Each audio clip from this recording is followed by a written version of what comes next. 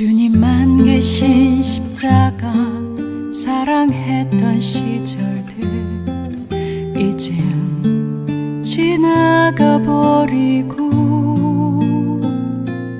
마흔이 되어 바라본 내가 있어야 할 그곳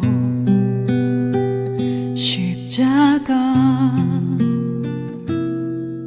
하늘의 능력 가로막던 자기 연민과 교만을 낳은 못난 얼굴들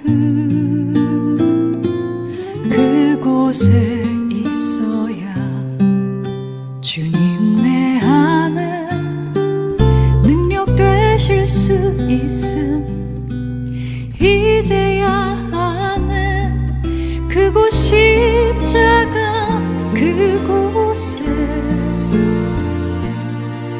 내 자를 걸어놓고 그곳에 나타내신 사랑과 능력 내 안에 가득 담으리 하늘 능력 가로막던 못난 얼굴들 그곳에 걸어놓고 난 꿈꾸네 세상의 화려함 감당치 못한 나의 꿈 화려한 십자가 사랑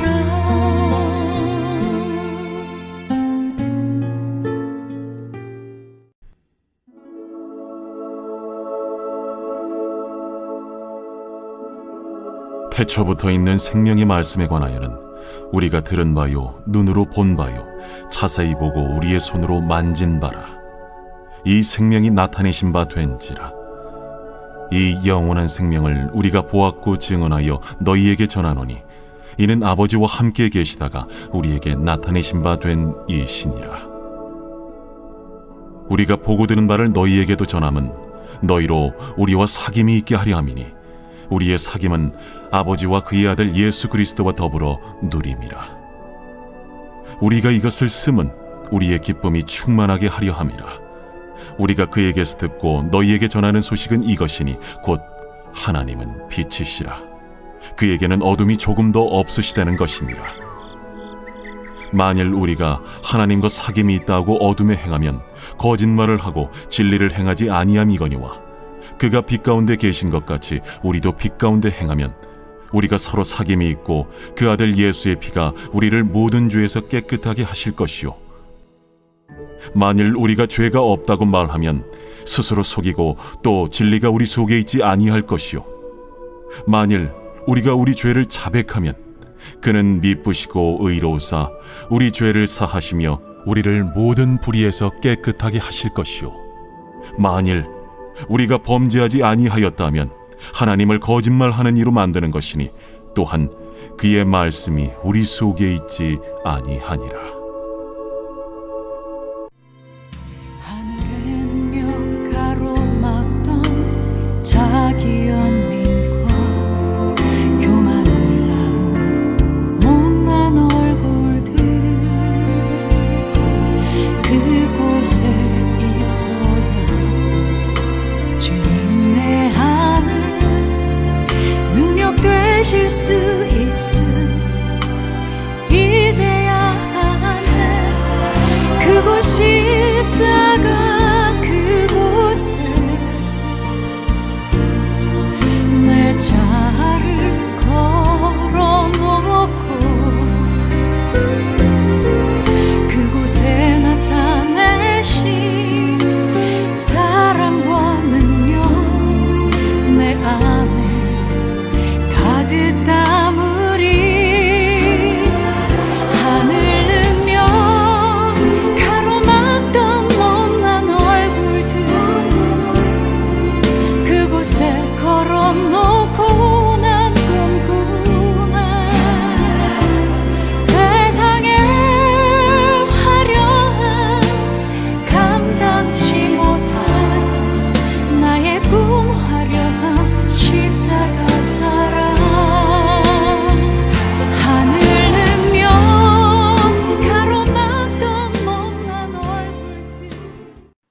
주님의 크신 은혜가 오늘도 여러분과 함께 하시기를 바랍니다. 꿈카페에 자주 오시는 손님들이 계십니다.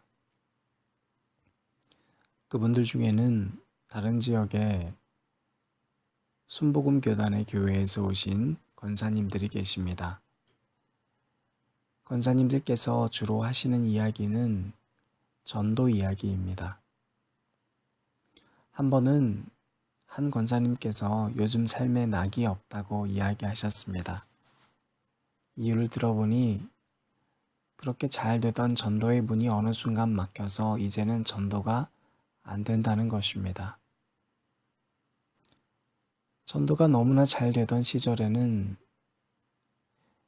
예수님을 전하기만 하면 절로 전도가 됐는데 그때 한 성도가 너무나 힘들어서 그 새로운 성도에 대하여 불평하고 한마디 모질게 말했던 이후로는 아예 하나님께서 전도의 문을 막아버리셨다는 이야기를 하시면서 다시 그 기쁨을 되찾고 싶다는 이야기를 하셨습니다. 권사님들은 모이시면 늘 부침개 전도의 중요성에 대해서 이야기를 늘어놓으십니다. 저도 한 번은 궁금해서 그 이야기를 들었습니다. 수많은 전도 방법이 있지만 부침개 전도가 좋은 이유는 간단했습니다. 사귐이 있다는 것입니다. 부침개는 그 자리에서 붙이는데 시간이 걸리기 때문에 간단하게 주말에는 뭐 하고 지내세요? 에서부터 시작해서 주말엔 아무것도 안 해요 하면 걸려드는 것이라고 이야기하셨습니다. 바로 그때부터 곧바로 교회로 이끌 수 있는 사람, 그리고 그렇지 않은, 즉 시간이 조금 걸릴 분을 잘 분별해서 직접 만나서 밥을 먹기도 하고 커피도 마시면서 관계를 형성하시기도 한다는 겁니다. 그리고 막상 주일에 교회를 온다는 이야기를 들으면 얼마나 기쁜지 모른다고 이야기하셨습니다. 저는 그 이야기를 들으면서 참 대단하시다는 생각이 들었습니다. 더불어서 저와 우리 교우들에게 이런 전도의 기쁨이 다시 한번 샘솟기를 기도하기로 했습니다. 성경은 창세기에서부터 시작합니다. 예수 그리스도를 통해서 우리가 구원을 받는데 복음서부터 성경이 시작하지 않죠. 성경의 순서는 우리에게 중요한 가르침을 일깨워주고 있습니다. 하나님께서는 창세기를 통해서 창조주 하나님이심을 드러내셨는데 그 창조의 순서를 보면 첫째 날에 빛과 어두움을 만드셨습니다. 그리고 둘째 날에는 궁창을 만드셨습니다. 셋째 날에는 땅과 바다를 만드셨습니다. 넷째 날에는 하늘의 광명체를 만드시고 낮과 밤을 나뉘게 하시며 계절과 해를 나누었다고 되어 있습니다.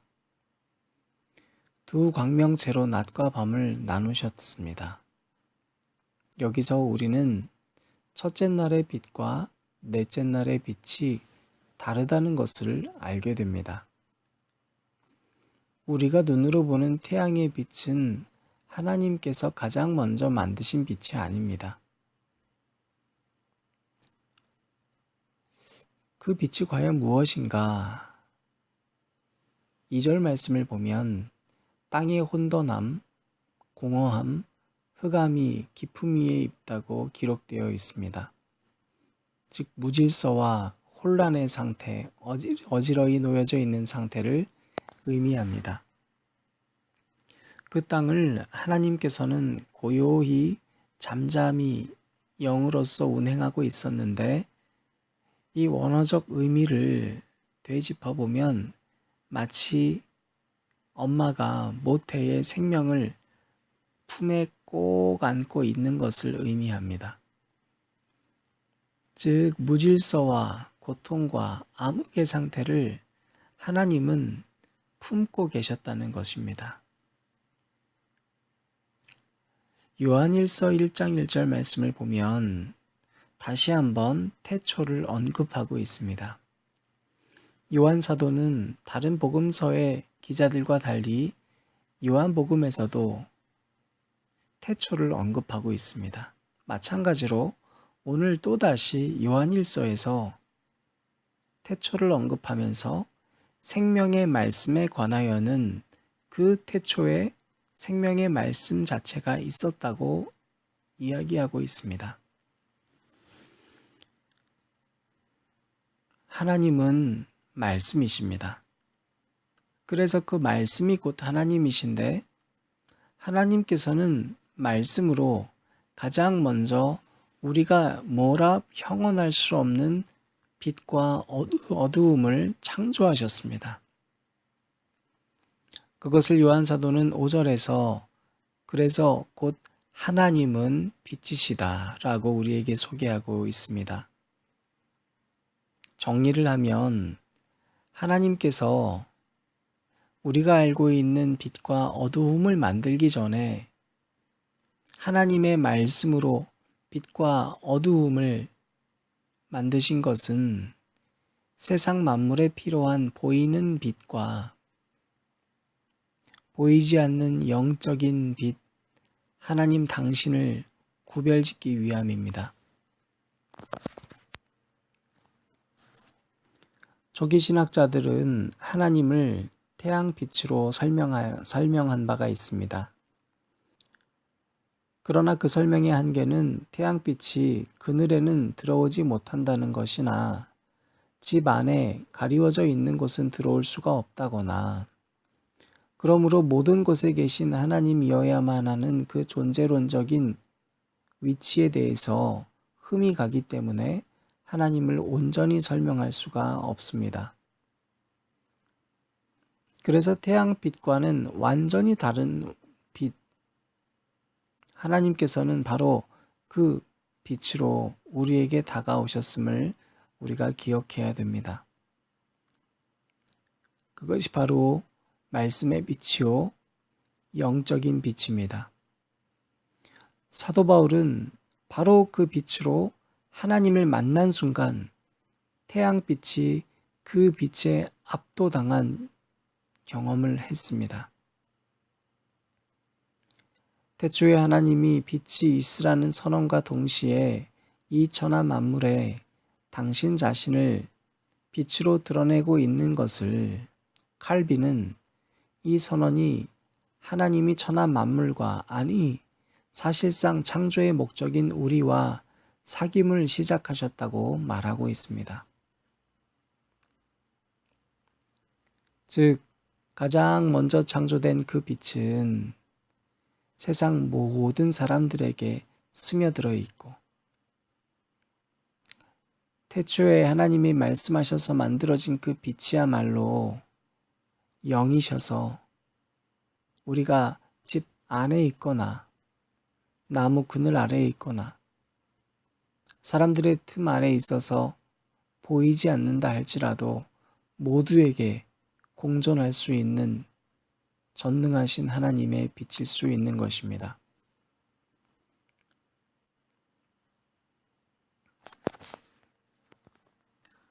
그런데 그 생명의 말씀을 요한 사도는 더 나아가서 우리가 들은 바요, 눈으로 본 바요, 만진 바라고 증언하고 있습니다. 그 감격에 벅차서 오늘 우리에게 본인이 보고 듣고 만진 경험을 소개하고 있는 것인데 그것이 바로 예수 그리스도이셨습니다. 오늘 3절 말씀입니다. 우리가 보고 들은 바를 너희에게도 전함은 너희로 우리와 사귐이 있게 하려 함이니 우리의 사귐은 아버지와 그의 아들 예수 그리스도와 더불어 누림이라. 우리가 사귀자는 것인데 그 사귐의 목적이 있었습니다. 그것이 바로 예수와 더불어 사귀기 위함입니다. 예수와 더불어 누리기 위함입니다. 여러분, 우리는 전도의 사명을 잃어버리시면 안 됩니다. 아직 예수를 모르고 있는 사람들에게 저와 여러분이 알고 있는 이 예수를 전하는 이유는 우리처럼 그들도 예수 그리스도와 더불어 누릴 수 있도록 하는 기쁨을 주기 위해서입니다. 그리고 오늘 본문 4절 말씀에서 요한 사도는 그 기쁨이 누구에게 있는가 하면 바로 전하고 있는 우리에게 기쁨이 있다고 이야기합니다. 저는 이 본문을 보면서 바로 그 권사님들이 생각이 났습니다. 권사님들은 전도가 불타오르고 있기 때문에 그 전도의 기쁨이 가장 크다는 것을 누구보다 잘 알고 있습니다. 지금은 전도를 하지 못하다 할지라도 한때 정말로 전도를 열심히 하셨던 그 권사님도 그 기쁨을 되찾고 싶어서 오늘도 기도하고 있습니다.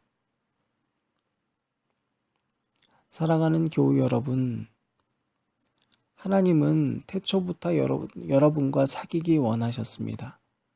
그래서 말씀의 빛으로 먼저 당신을 드러내시고 오늘도 여러분과 함께 동행하고 계십니다.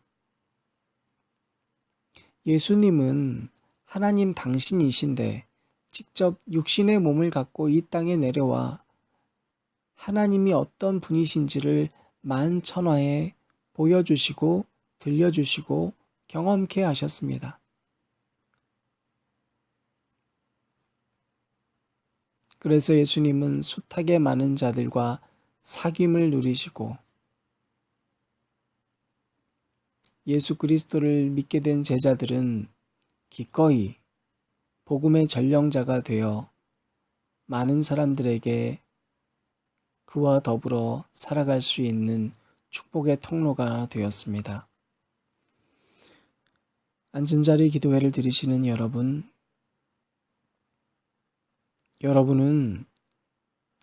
어떤 사귐의 기쁨을 누리고 계십니까? 사랑하는 사람과 보내는 사귐의 기쁨입니까? 친구들 간에 사귀는 기쁨이 있습니까? 사귐은 기쁜 것입니다. 그러나 여러분 잘 아는 것처럼 그 사귐은 끼리끼리에 국한하지 않습니까? 그래서 여러분에게 만족을 줄 수 없습니다. 그래서 그 기쁨은 늘 목마른 기쁨입니다.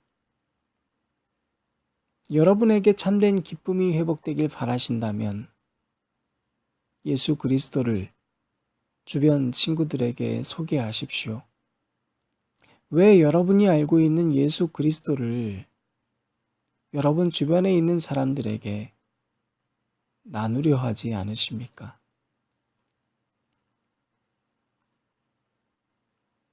이 세상에 있는 여러분에게 맡겨진 가족과 친구와 직장 동료들에게 예수 그리스도와 더불어 살아가는 복을 나누는 여러분이 될 때 비로소 영원한 기쁨이 여러분에게 충만하게 될 것입니다.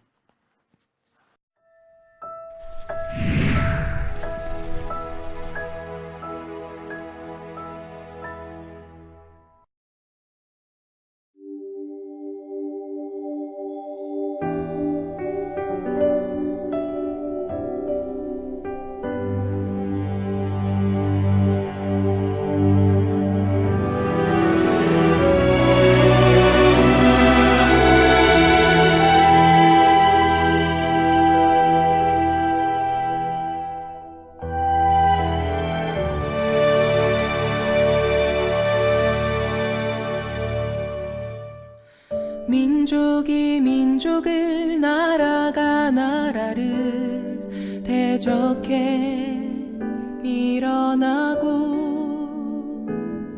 기근과 지진과 난리의 소문이 가득한 이 시대 세상의 문화는 영원할 것처럼 어둠을 노래하고 하나님 모르고 자신도 모르는 세상 지식을 자랑하네. 사람의 방법과 인생의 지혜로 세상을 치유할 수가 없고 예수의 복음만이 해답임을 역사는 말하고 있으니 이 천국 복음이 모든 민족에게 땅끝까지 증거되리니 그제야 끝이 오리라. 이 천국 복음이 모든 민족에게 땅끝까지 증거되리니 그제야 끝이 오리라.